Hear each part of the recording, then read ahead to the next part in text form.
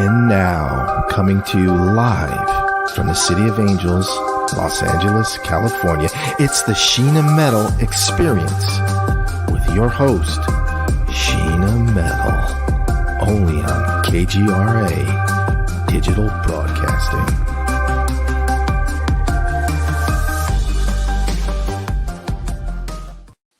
Hi, and welcome to the Sheena Metal Experience on KGRA Digital Broadcasting Network. I'm your host, Sheena Metal, and I am a psychic medium. I'm an interfaith minister.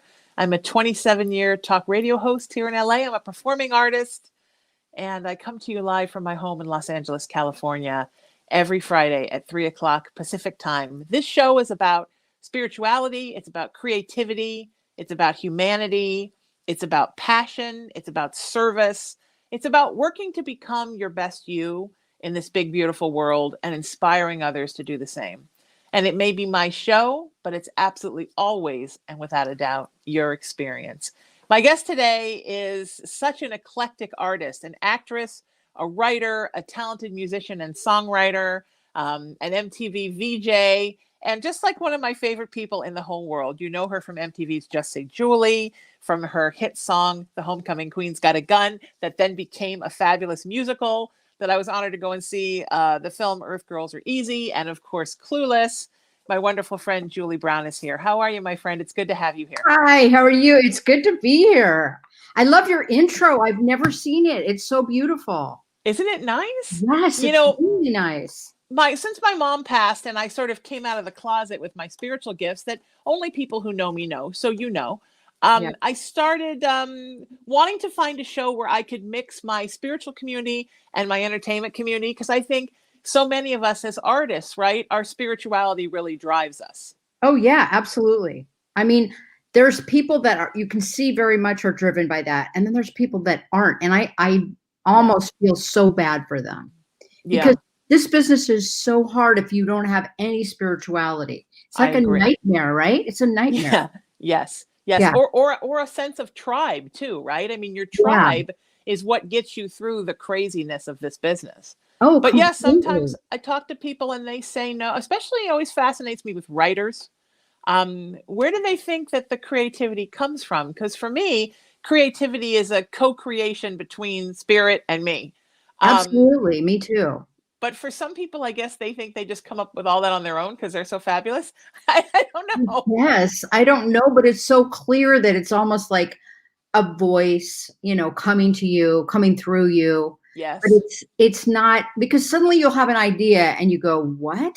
And you didn't completely come up with it all by yourself, right? Of course. Yeah, of course. And I always talk about when you do live theater or live music and you're standing there waiting for the show to start and you think there's no way we're all going to pull this off. And it's literally like you blink your eyes and you're done. And you don't even really know what happened in that time frame. You just know that something magic came in and sort of loved everybody through the next 2 hours. Exactly. And it does have a sense of magic. It really does, because absolutely you don't understand why it works. And it also, the energy gets raised. You can feel the energy different than before you went out there. Yes. So you go, something happened, right? Yeah. That's what I feel.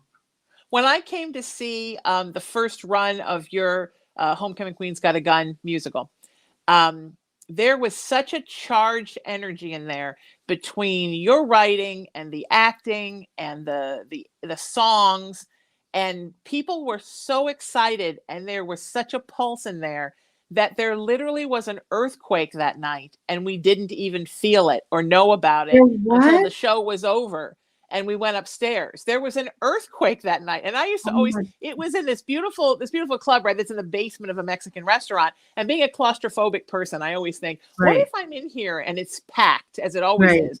And then there's an earthquake. It's my biggest fear. So we're in there and people are screaming and cheering and singing, and we get upstairs afterwards and the people in the restaurant are like, oh, there was an earthquake. And it was a sizable one too. It was an aftershock of a bigger one. And it was kind of a sizable one, but we were sort of there in our own world, right? Where the earthbound plane barely touches you.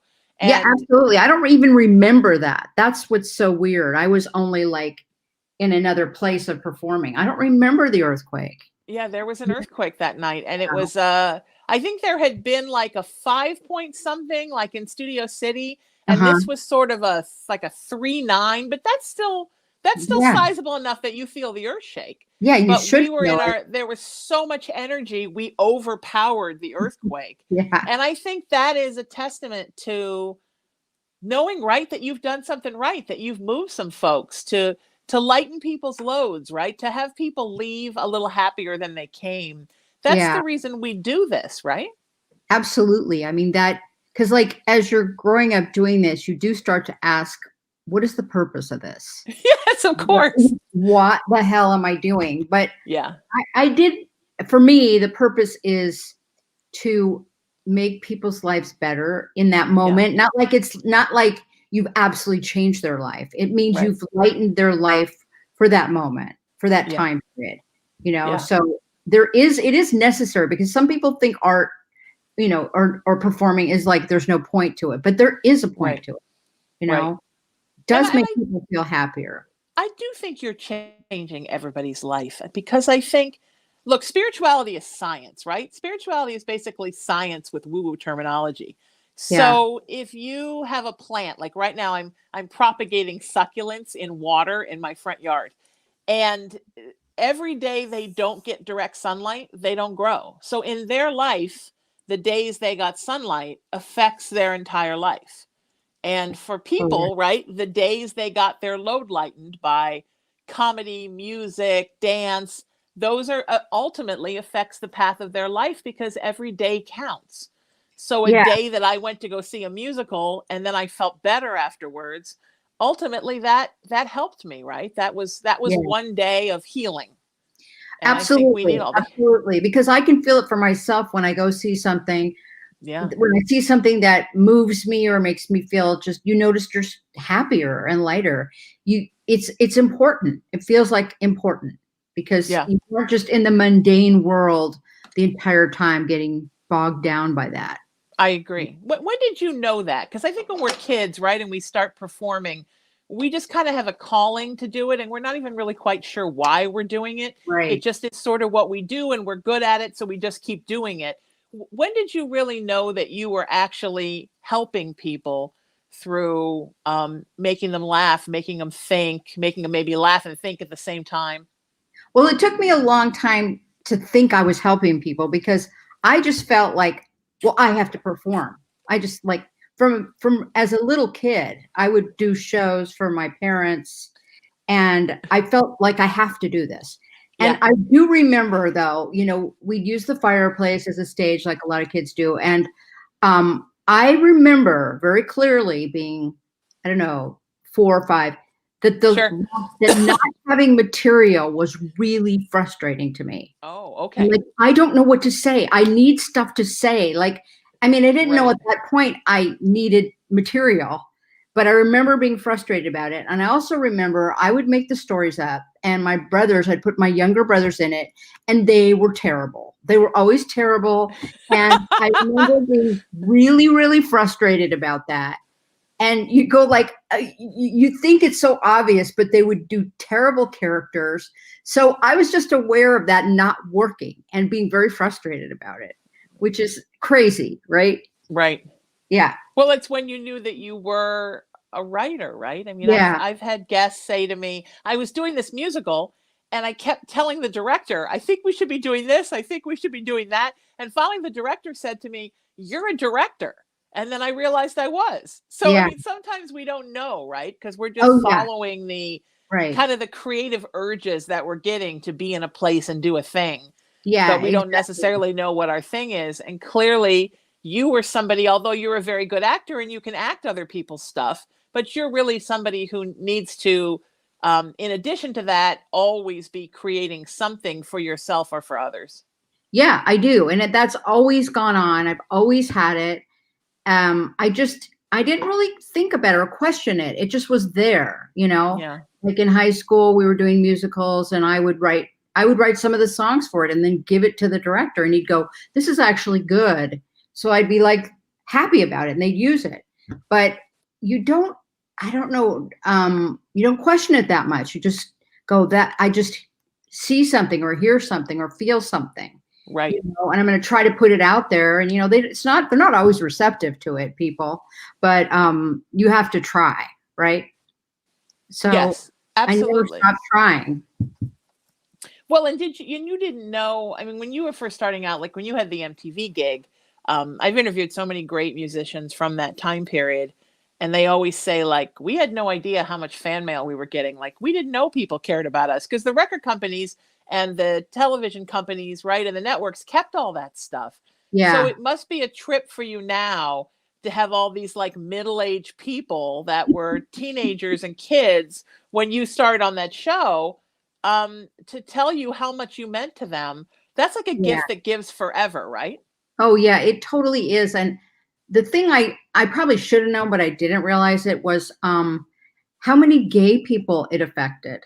Like when Yeah. I've done my shows, I've had so many gay men, pretty specifically, come up to me and tell me that, you know, my humor really helped them Yeah. and, you know, it made them feel not alone and like the things I was making fun of. And I was surprised by it, but now I see that whatever that was, it's just I was just expressing what was funny to me. And Right. I'm really happy that it helped people or it made them feel better. I mean, you're like, that is like an extra gift I got out of it. You Yeah. know, instead of just Yeah. getting to do it, I got that. So Yeah. makes you feel like it's worth it. It's not a stupid thing to want to do. It's not a selfish thing to want to do, Right. you know. But there's a lot of actors or performers who do it and they just want the attention or Yeah. fame. I feel like they're doing something different than I'm doing. I was always so excited about getting to do this thing that was in my head and then making it materialize. That's what was like, Yes. that's what I got off on, right? Yeah. And it was so thrilling. But then you see other people, they really just want to be famous and, I know. you know, and I mean, that happened, but I wasn't like trying to make that happen. It just happened. You Yeah, know? it's a strange thing. I remember I was with a friend. I was in my early 20s and I was in a Blockbuster Video. It's weird how you remember right where you were, right? Right. And I was talking about how at that time I was doing mostly comedic acting and comedic musical acting. And I Right. was talking about how every time you're on stage and someone laughs, you realize that you have helped them because laughter is a gift. And my friend said to me, I just perform to make myself feel better. I perform so I'm not sad and I perform so I'm not depressed.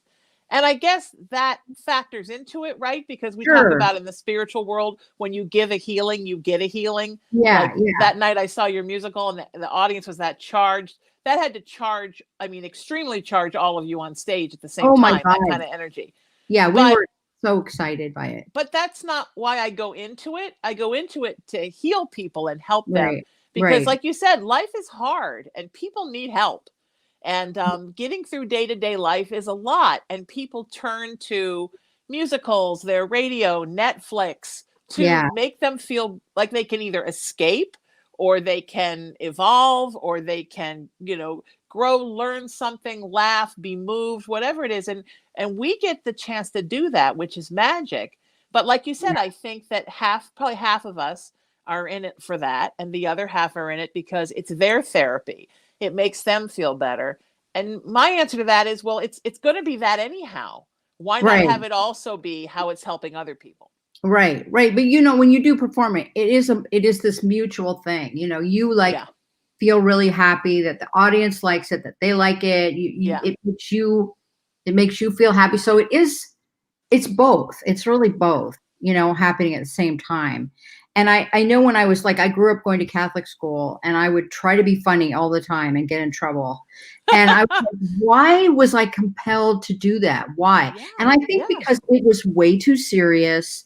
And yeah, I felt like the kids were depressed because it was horrible. yeah, And so I almost felt compelled, like I couldn't stop, even though I yeah, get in so much trouble. I was like, I'd have to do something.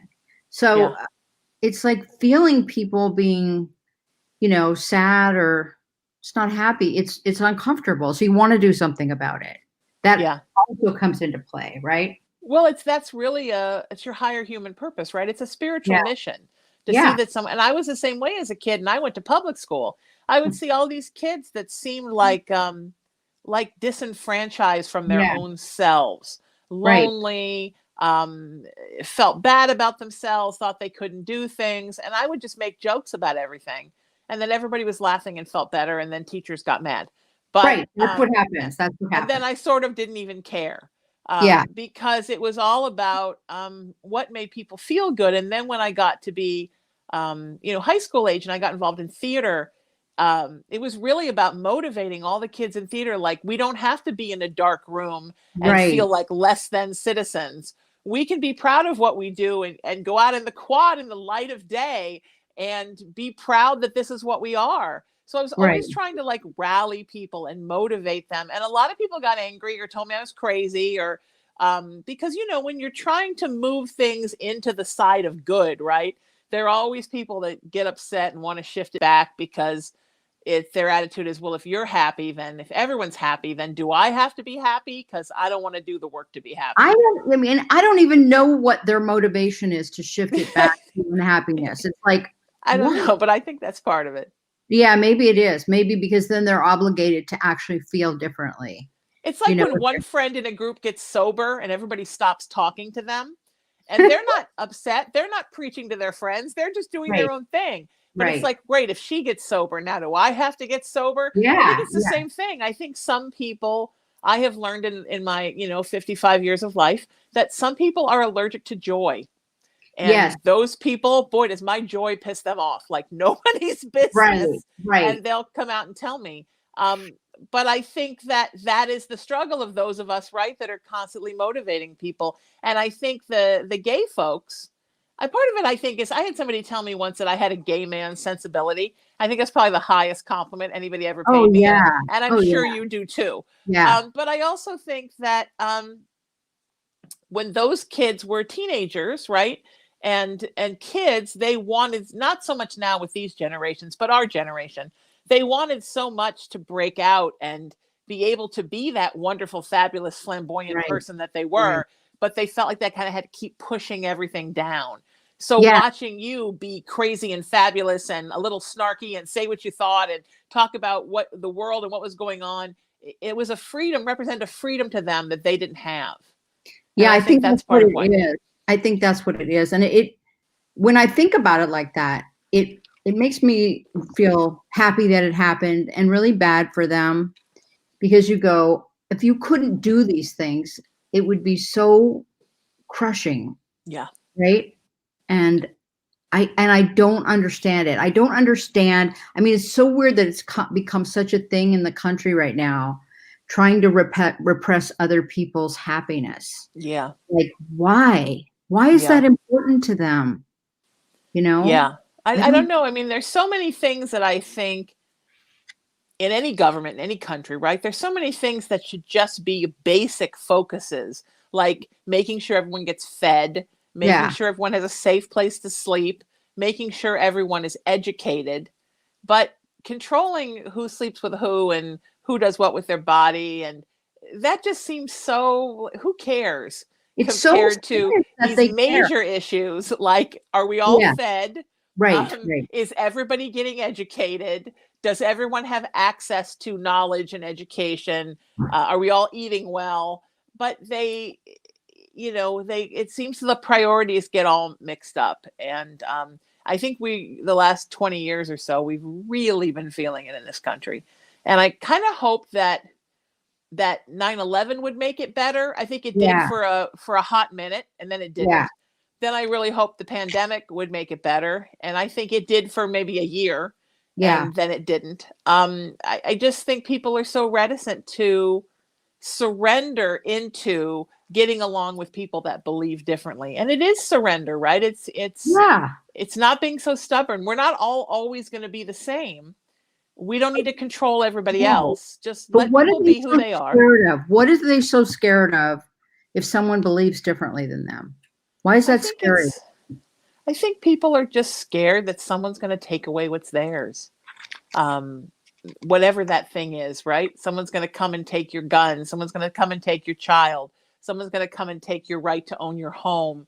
I think people just live in a very fearful place. And interviewing a lot of people and knowing a lot of people, having so many people in my life, people that I know that are very intolerant on either end of the political spectrum, it seems to be about fear. There's a fear that at any moment everything's going to go to hell. And Yeah.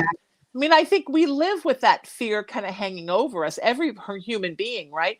But there's more a chance that you're going to step in front of a bus or get eaten by a shark than there is that the world is just simply going to end. Right. You know what I mean? I mean, that's not, that's, or one day we're going to wake up and someone's going to tell us we can't own our homes and we all have to live as handmaids. But I think these are the fears, right? I mean, how many shows, Julie, right, are about zombies? I know. Fear that someday a virus is going to turn us all into zombies and then we're all going to eat each other's brains. I mean, it's like I go on the streaming apps and I can't believe how many hundreds and hundreds of movies and shows from all over the world about zombies. I know it's really demented because I mean, I'm not really a zombie fan. So not either. I feel like all those things have just escaped me, but there's a lot of zombie fans, clearly. Yeah, people want to see that same story. I mean, I thought zombies were fascinating in like Night of the Living Dead. But once you've seen one zombie thing, you've really seen all zombie things because it's the same thing, right? It's just sometimes they move faster than other movies. Like it's just and sometimes they eat your brain, and sometimes they just eat anything. Right. You're going, but it's always the same story. There's a virus, it gets out of control, everybody becomes a zombie. But that's a nightmare scenario we must play over and over again in our heads, right? What is another one? And this one I actually like more, but the idea that the devil's going to take everything over. Because I do like a devil, demon, exorcist kind of show. I'm currently obsessed with Evil on Paramount Plus. I started watching it. It was so scary, but I like to go back and watch it again. So good. It's done from somebody who's lived in the paranormal and spiritual world my whole life. It's so accurate and beautiful and wonderful. Is it really? Yeah. It really is. It has a lot of good stuff. Whoever they consult with, their writers consult with, they're doing the right thing because it does have a lot of good stuff. But we're terrified that the devil is going to come and take over the earth in 5 minutes, right? It's another fear that we have, which inspires all of these shows about devils, demons, monsters are going to come, right? We're all going to get eaten by the chupacabra. The Jersey Devil's coming for us. Bigfoot is coming for us. So we as humans, I think it's our own mortality. I think that we walk around acting like we own the world, but when we think about it, we realize how small and vulnerable we really are. And I think that's very fearful to a lot of folks. Maybe that's what it is, why those kind of things keep being manifest, like those kind of shows, but it's weird to think people really think that, like really think it, that the devil's going to take over, right? They really think that. Yeah, they do. If you know really religious people, and I grew up in Orange County and currently live here now, people really believe that. They really do think that. And they think that if you're doing anything alternate spirituality wise, then you are opening up a hole to let the devil in. It's like you're the one person in the zombie movie that forgets to lock the door. You're the person that forgets to push the dresser up against the door. It's that same kind of thing. It's that fear. I had a friend who was very radically conservative political, and I have friends all over the spectrum because I do everything I can not to judge in my life. But it was all based on fear.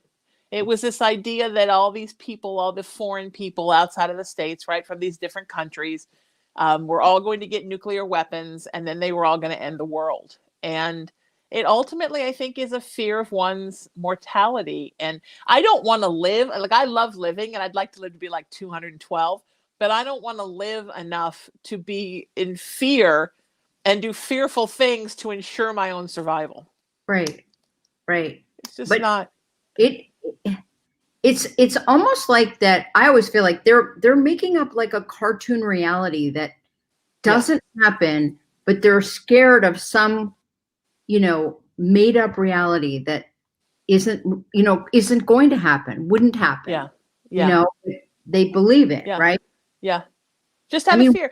But it's an irrational fear, like my claustrophobia, right? Like I'm scared that the Mexican restaurant is going to collapse on me Yeah. When if it was going to happen, it probably would have happened. It's like I have an unnatural fear of elevators and tight spaces and Right. MRIs and things I can't get myself out of if I need to.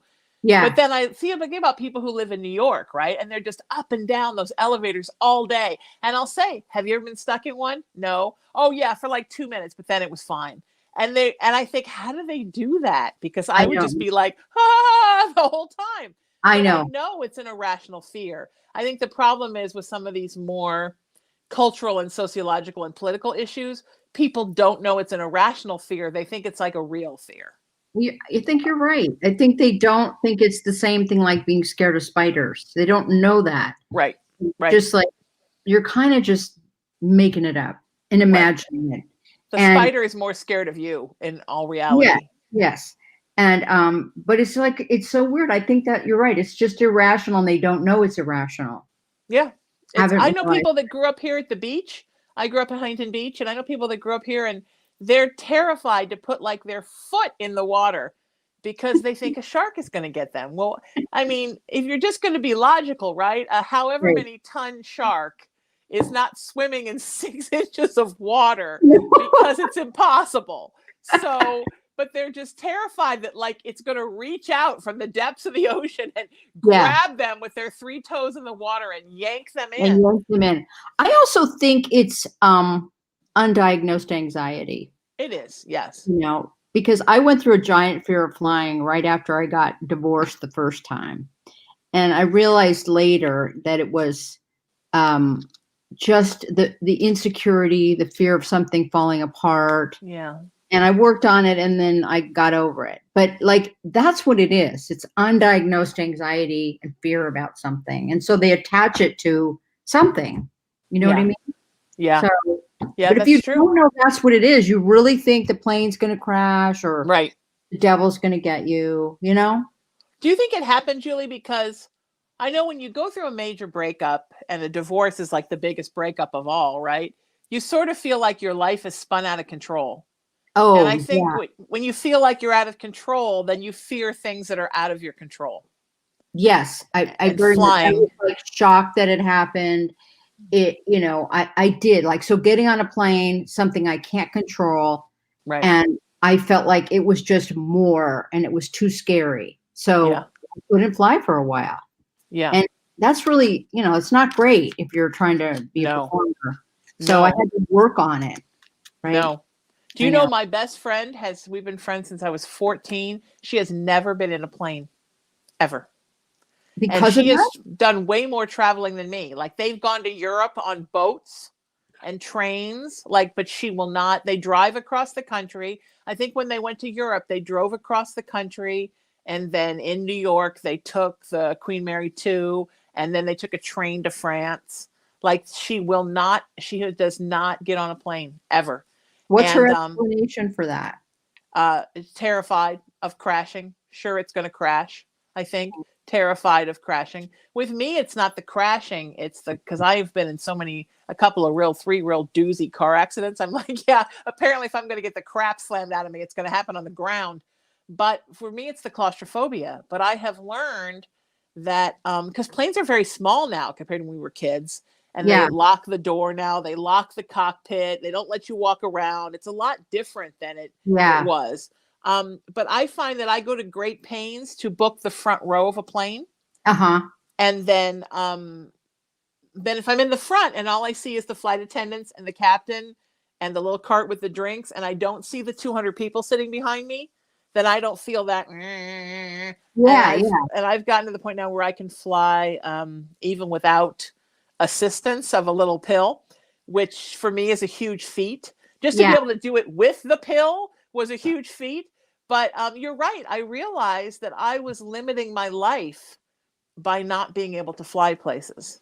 And I was missing out on wonderful things by all the anxiety I've dealt with in my life. Social anxiety, claustrophobia. When I was very, very young, I had agoraphobia. And you just miss out, right? Anxiety you miss out on stuff. I know, but I also think most people don't go to therapy. Most people don't think it's possible that they have anxiety. They really think whatever's bothering them is real. Yeah.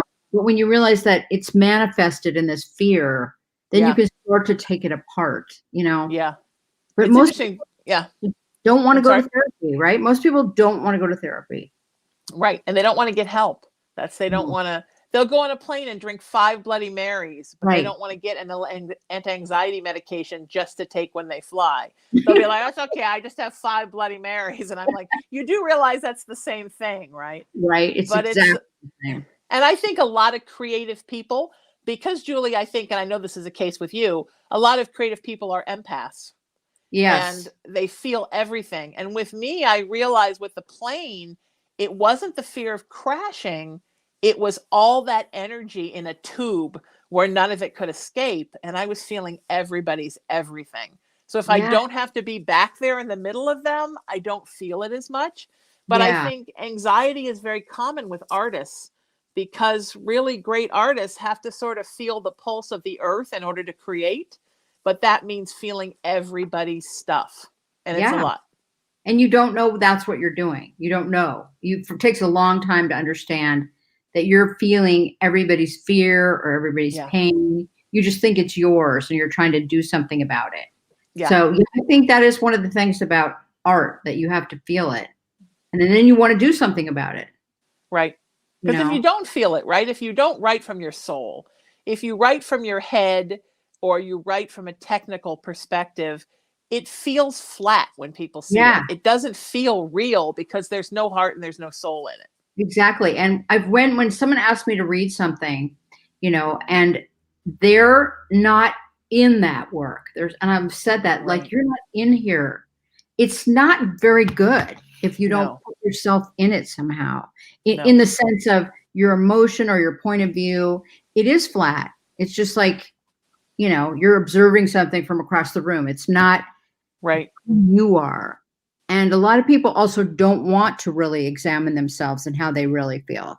So they won't do it, It's so funny because my mom has always been really interested in art, and she did photography and some painting. And I was always like, she was okay. But now that I really know what my mother's like and why the art would never amaze me, because she would never have put herself in there. Never. Yeah. Yeah. I think your mother and my father should have gone bowling. My mom used to say, my father was an engineer, right? He was a design engineer, designed a lot of great stuff in the world. So technically his paintings were very good. Right. But he only could paint from a photograph. He never could paint from his mind. He only could paint from a photograph. And it was very technical, but it didn't have a lot of soul. My mom used to say it looked like a paint by numbers from a motel. I mean, you could tell when he was painting, it all looked really good, but it didn't grab you in the gut. And I know all my years in the music business, I remember hearing people play music and thinking, well, technically you're playing everything right, but I'm not feeling anything when you play this. No, and it's because you're not putting your soul in it. But when you put your soul in something, then there's a vulnerability, right? That's a sacrifice. And you have to be willing to make that sacrifice. And it also resonates with the people listening to it or watching it, because they can feel that in themselves. So it's like this human, resonation. Is that a word? Yeah. Resonance. Yes. Resonance. Yeah. That you go, like when you're watching somebody that's really good and you feel like, oh my God, they're so good. It's different than if you're watching someone who's just technically proficient. Right. But they're not there, Right. So, right. Yeah. I remember once hearing Gene Simmons from Kiss being interviewed saying it's the difference in playing from your heart and playing from your dick. And I think that's, you know what I mean? Well, Gene Simmons, that's an important part of him. But I think it really is, right? He was talking about when you playing with rhythm, that if you're playing from your head, there's no rhythm. And I think it's the same thing. If you're creating from your head as opposed to creating from your gut. And in the spiritual world, right, people talk about, heart and your heart chakra, which is important, but it's really your solar plexus chakra. It's your gut, which is really where all your soul ties to other people are. It's where you get the messages like beware. I mean, it's all coming in your gut. It's not coming through your head. And it's not even coming through your heart. So Right. your gut is such an important thing. Right. So can I ask you a question? Yeah. You said that you decided to out yourself about Yeah. your psychic gifts. Yeah. So what do you mean exactly? Well, I always had gifts. I think I Yeah. didn't know for a long time what they were. My Uh-huh. mother was an extremely brilliant psychic who didn't come out and tell me about it till I was in college. But I think I always knew something was going Right. on there. I think because she was so good, I thought, well, I'll never have her gifts. And then I was in a car accident when I was 23 and I had a near-death experience. And things were very different after that. I started getting a lot of messages to when I created my first TV show for cable access. It was less about me as an actor and more about how I could get my friends involved and who I could help. And that's when I think at that time when my spiritual life really took over, in the first quarter of my life. And then when my mom passed, she would always kind of, blow me some stuff about, why don't you open a practice? Why don't you help people? Why don't you do this? And you'd make a great minister. And I would always say, like, well, why haven't you done those things? And then she'd laugh Yeah. and say, well, because I'm too shy to do those things, but I raised you not to be that shy. And then after she passed, and we were so close, as you know, and I was kind of looking for something to do with myself beyond her death because I wasn't quite sure why I was still here. And I got a message from her and one from Universe that basically said, well, this is what you do now. And the day of her birthday, she passed in March, but her birthday was November 9th. And that was the day that we had a presidential election results announced in 2016. And my friends were literally wanted to kill each other. And I didn't understand what was going on. And that's when I got the message to found a peace, love, kindness nonprofit in her honor based on all the cool stuff she told me, which is now raisingthevibration.org. And then it was really her that kind of kept prompting me, like, what about your practice? What about your practice? What about this? And I sort of hid under the nonprofit for a while, then became ordained and still hid under the nonprofit for a while.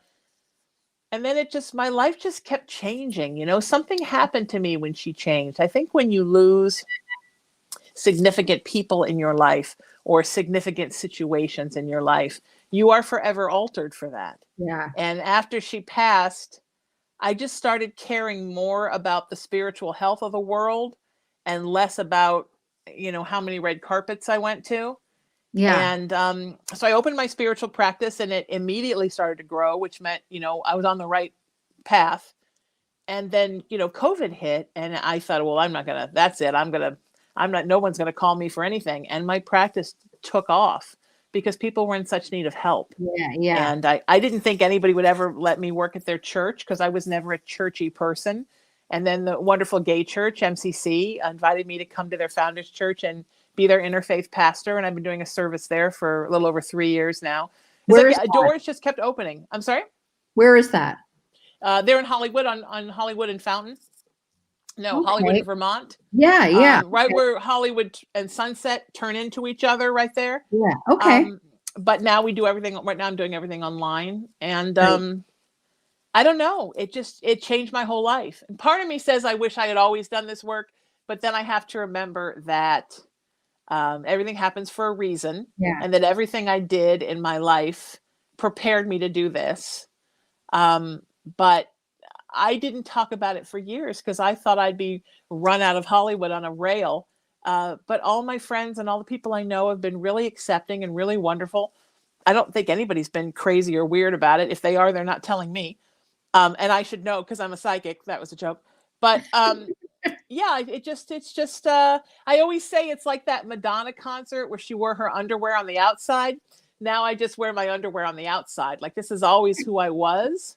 Right. But now everybody knows who I am. And it feels kind of good because the world needs a lot of help right now. Oh my God. Yes. I mean, anything you can do like that. I mean, the fact that mental health has come out of the closet really blows my mind too, because it so wasn't talked about, Right. Like when I was a teenager, if I told my mother I was anxious, she would be like, it just was like I was saying something insane. Like she really has had a lot of trouble believing people can have mental illness, right? Right. Anxiety or depression. She finally accepts it, but it's been like a lifetime. And when I hear people say, "Oh, well, I have anxiety or I have depression," I almost sometimes feel jealous of them that they can just say it and Yeah. nobody's mocking them or telling them to snap out of it or that that's not real. So the world's changed a lot, but people need a lot of help.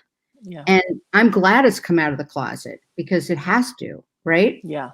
I do too. I feel the same way. And I think that because I wasn't raised by that mom, because I was raised by the mom that always listened, Yeah, always helped, took care of my gay friends when they got kicked out of their houses. They all lived here. It was sort of my obligation to carry on the good stuff that she gave me and help give it to other people. right, Because I think right, that's why it was given to me. Like any gift, like a creative gift, right? You get it not to like hoard it, but to share it. right, And I right. think I was given it so that I could share it. And so that's So what I try to do now. you do readings and stuff? I do. I do readings. I do healings. I do a little bit. I do mediumship work. I do a little bit of everything. That's And I do the minister work, and I teach workshops now online because of COVID, but I'll be going out and teaching workshops again. And I love it. It's I'm going to have to come to one of those. I would love it. Yeah, I would you're always love welcome. that. Yeah, I would love that. Always welcome. Okay. How did the pandemic treat you? How was it for you? Well, Was it kind of a gift? Was it horrible and a gift? No, it wasn't horrible at all. What it was at first was kind of a relief because I felt like, oh my God, I don't have to try to be in show business every day again. Yes. Right? I don't have to Yes. do anything. I have to just wait. So it was a big relief to not have to try to do the manic things that you have to do to be in show business. Sure. And my son, who was 27 at the time, he was working for the governor of California. And they said, you can work from home. So I said, why don't you come here? So my son, who is amazing, came here and lived with me. Yeah. And that was so fun because when else do you have a 27-year-old kid who's going to live with you, right? But we had so much fun. And I always wanted to write a book. So I wrote a young adult book. And I'm done with it. So I'm just finishing the editing but I just wrote a book. So I was going, God, this is really not that bad. Even though, of course, I felt so horrible for everybody and all the suffering you'd hear about. It was horrible. But for me, I just played with my animals and wrote and hung out with my son. And I went, it's just not that bad. You know what I mean? Right. So yeah, I don't have horror stories about the pandemic. No, I loved it. I loved the time to myself. I don't think I've had that much time to myself since I was in junior high. Yeah, me too. And I don't know about you, but I needed that time to myself. Oh, I so needed it. So in a way, I actually started to feel sad when I realized it was ending. And then you feel selfish because of course it has to end. But I felt everybody's going to go back to wanting to talk about, they're considered for this part, or they're this, or they're going to do a show, or they're going to I get really sick of the show business chatter that everybody puts out there. Sure. It's just so I'm just over it. After this many years, I'm just over it. So when I realized everyone was going to go back to that, I was a little bit bummed out, but I'm okay now. I'm that's of course what's going to happen. But the pandemic was wonderful. Just as far as my personal life, I lost my dog, my one dog. I'm sorry. I know I have two dogs, and one of them got really sick, and I had to do so much stuff to keep him alive. So that was really hard. But how was it for you? Was it the same thing? Was it? I loved it. I'm such an introvert at heart. Yeah, me too. Being able to spend time in the house and being able to do all the work that I did, but not have to go out and put makeup on and see people. And I always say that about this show. This is the first show I've ever done in my life where I haven't felt like I had to apologize that it's online. It's just online. Like you used to have to, right? I'm actually thrilled it's online. I can interview people from all over the world. And nobody has to come in or fly in. It's the most wonderful thing in the world. Yeah. So I loved it. I think it was so good for me. I don't think I will ever go back to being that person that stacks up 4, 5, 6 events in a night and feels like I have to go do all of them. Yeah. So yeah, I'm completely thrilled, and I'm happy that things are coming back for people. But that part of the business always gave me enormous anxiety. Oh, yeah. And I'm so glad to not have to deal with that anymore. Like you said, it's nice to be done with that. It really is. I mean, you don't want to always hear about people's projects that's, in the works. I mean, it's less now. It's like, I mean, I actually, there's two different guys I went out with, and they would just talk about their projects, and I had to say, I can't go out with you. I can't hear that anymore. It makes my ears bleed. So it's just like, I can't, I get it. I watched the Offer on Paramount Plus. Have you seen that? Well, no, but I heard it was good. Oh, it's wonderful. It's about the making of The Godfather. Yeah, yeah. But it gave me anxiety because every time they'd start to get off the ground, somebody would do something. It's going to happen. It's not going to happen. Here's the money. Now we're taking away the money. Now here's this location. Now you can't have it. And I thought, oh, this is why I don't work full-time in the film industry anymore. Oh, yeah. Because this kind of stuff stresses me out so bad. And like people will say to me, like, how can you sit and listen to people's problems all day? Don't you ever get sick of, even other psychics will say, don't you ever get sick of reading for clients all day? And I'm like, no, I love it. And it literally charges me up and makes me the happiest person in the world. So it's clearly what I have the skill set to be doing. Right. And same thing with radio, listening to people's stories on the radio. I could do 24 hours of radio straight and set a world record. Right. But sitting and dealing with that kind of, here it is, no, we're taking it away, no, it's back, no, now you can't have it. It's not for me. It doesn't work for me. It's I just live in a constant state of stress, and I felt so bad for these people. And when the film finally got made, even though it was like in the early 70s, I felt like it was my film, and I was so happy. But then as much as I love the show, I was glad it was over. Because every week I couldn't stop watching, but it stressed me out. That will probably happen to me if I watch it too. I'll probably be like, oh, because I don't understand why visionless people keep trying to say no. We don't want the author to write the screenplay. Well, that's dumb. We don't want the director to be involved in the screenplay. Well, that's dumb. We don't want Al Pacino because of this. Then we don't want this person because of that. And I'm like, wow, it's where's the vision? And so it made me realize how happy I am that I, for the most part, call the shots for myself. I mean, I work for KGRA, and I work for another broadcaster when I do my radio shows on iHeartRadio, but mostly I work for myself, and I control what I do, and I call the shots in my own life. And man, did I need that, because I was not good the other way. I know. And the thing is, I just don't know if people know how horrific it is to try to get a project made. They don't know. Terrifying. Yeah, it's horrible. Or then you make it, right? And then they take it away. You make the pilot, and then they're like, oh, sorry, we changed our mind. Yeah, all of that happens. Or they don't distribute it right, or like all of it is really difficult. So it's nice now that we live in a world where you can make your own projects. Yeah, that's really great. You can still pitch to corporate if you want, but it doesn't stop you from making your own, because now it's affordable to make your own. You have streaming platforms and social media to get it out on, and it's opened up so much creativity for people. You're seeing so many more actors produce now. I mean, it's such a more exciting thing than it was when I was growing up, and no one ever crossed those lines, right? Actors didn't write. I know. Producers didn't act, and nobody could do anything. Now everybody can do whatever they want. I love that. I was always trying to do that, and it was really a struggle. I mean, sometimes it worked, but sometimes it didn't, and it was a constant struggle. Yeah, absolutely. So now you can just make something and put it on YouTube or wherever, and there you go. There it is. Yeah. It's such a blessing. It's incredible. And you must have loved when your son lived with you, because you and your son have a relationship like my mom and I had. Yes, we do. I mean, just super, super soulmates. And I think that's so wonderful. I feel really lucky, because you kind of don't know how it happened, but because I don't know that it's just my doing. It's sort of just in a way, the way it worked out.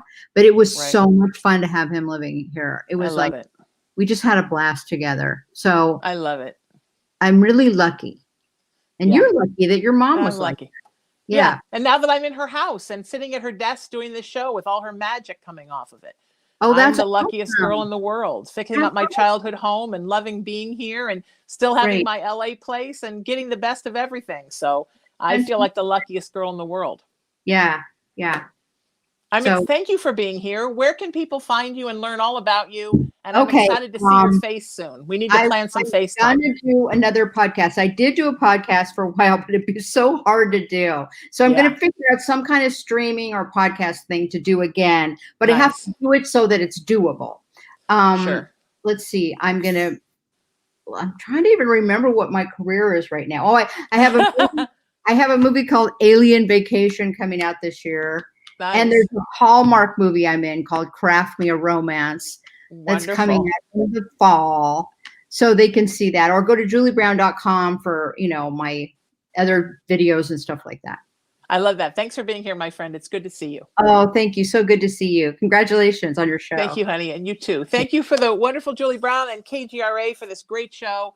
I'm Sheena Metal. I'm at SheenaMetalSpiritual.com. You can find out so much about my entertainment life and my spiritual life there, or find me on social media everywhere at Sheena Metal. Until I see you next time, seek peace, live in love, lead with kindness, embrace unity, always work to raise your vibration and the vibration of the world. And remember that you are love and you are loved. I'm Sheena Metal. We're here every Friday at 3 o'clock Pacific time on KGRA Digital Broadcasting Network. And this is the Sheena Metal Experience. We'll see you next week. Thank you, Julie. Thank you, KGRA. Thank you.